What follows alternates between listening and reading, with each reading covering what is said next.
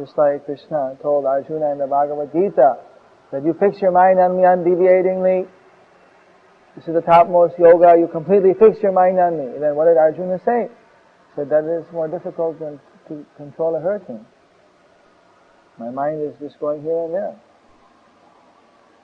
So it's very difficult anyway to control the mind.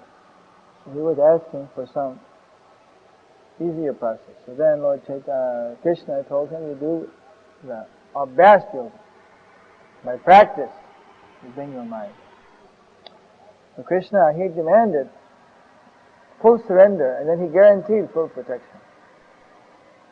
But Chaitanya Mahaprabhu, his mercy was such that if someone has a desire to be Krishna conscious, if the desire is there, and if one chants Hare Krishna, takes Krishna Prasad, then one gets the mercy. Even one may not be fully surrendered, but simply desires to be surrendered, desires to be Krishna conscious, and chants Hare Krishna, then he gets Nitai and Chaitanya Mahaprabhu's mercy. So they are very merciful. In fact, there's no one so merciful as Lord Chaitanya and Nityananda and his associates. They're giving this great mercy. So